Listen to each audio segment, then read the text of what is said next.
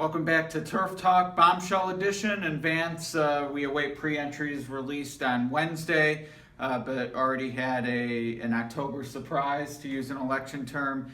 Aidan O'Brien saying that Found would be pre-entered in the Breeders Cup Classic. Certainly ignited some debate on Twitter. I won't say I love the move. She's not the favorite, but I don't mind it as much as others. What was your take? My take is the Classic is a race that she really doesn't belong in. We can go back over the last few years where Aidan O'Brien has sent over some horses to run in the Classic, like Glen Eagles.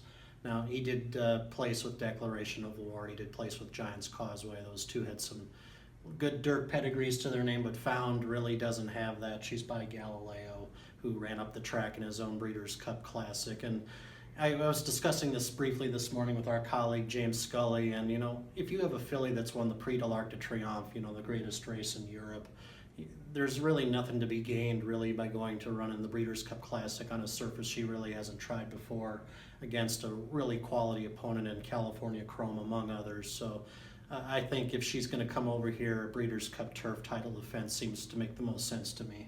What does she have to gain by that? Maybe not so much. She won the Breeders' Cup Turf last year. She won the Arc this year.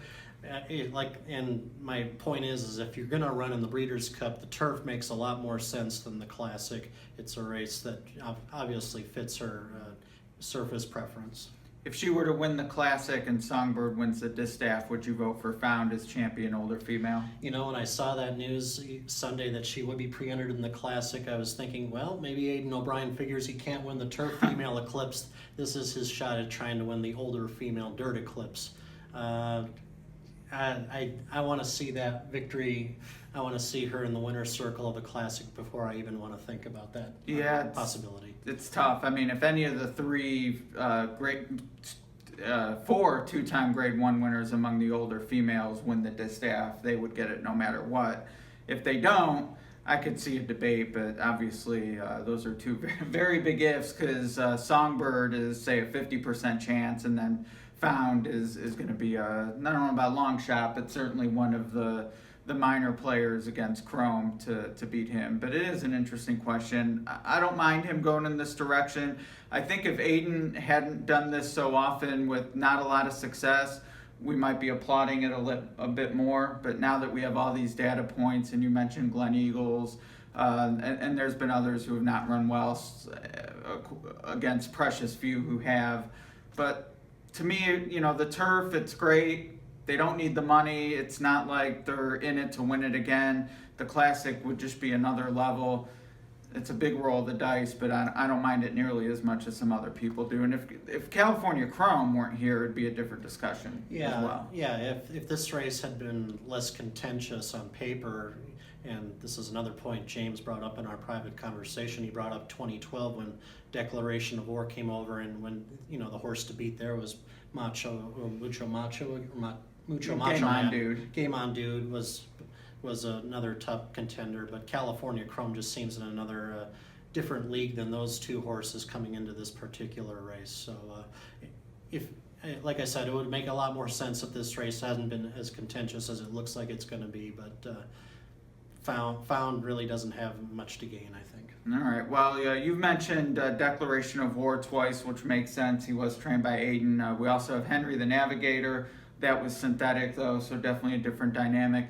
I'll throw another name out there from Santa Anita, and not an Aidan horse, but Toast of New York, who to me was not the second best of that group and finished ahead of California Chrome and Shared Belief. Obviously, there were a lot of variables that worked against Shared Belief especially.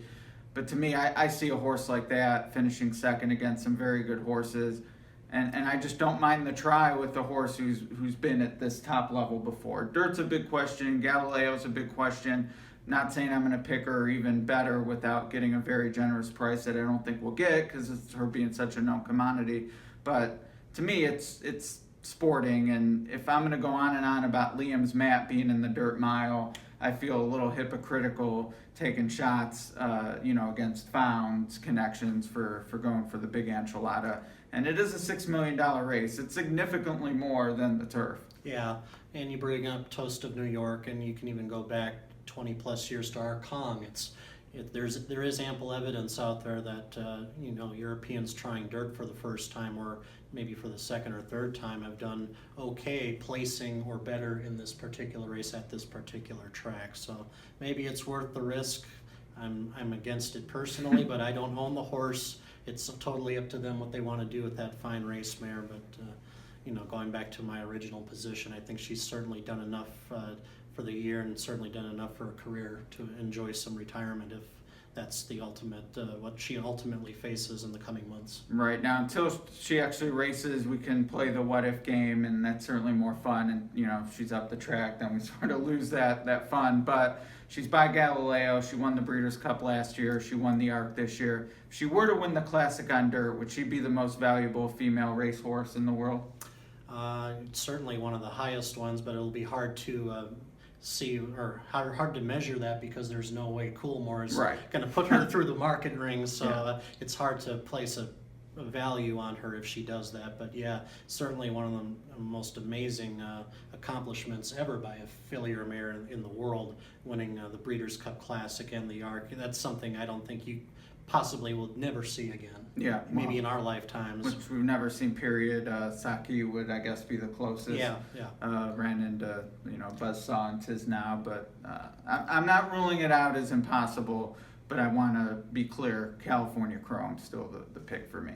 Yeah, he's obviously the horse to beat, and I'm going to go out on a limb and say Arrogate maybe has the best chance of knocking him off. He's well rested. He had that great performance in the Travers, and maybe speed will hold at Santa Anita on Breeders' Cup Saturday. We'll find out. He's running for a lot himself, as is California Chrome. So those two would be my top two for now, obviously, along with the rest of the crowd. Well, yeah, I was gonna say we're gonna need to get you a thicker limb next week for some other opinions, but I mean I agree.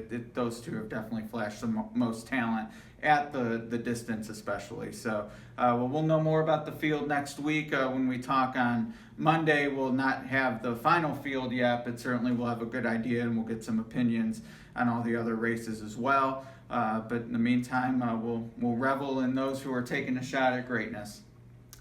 Can't wait to see it. All right, join us next week.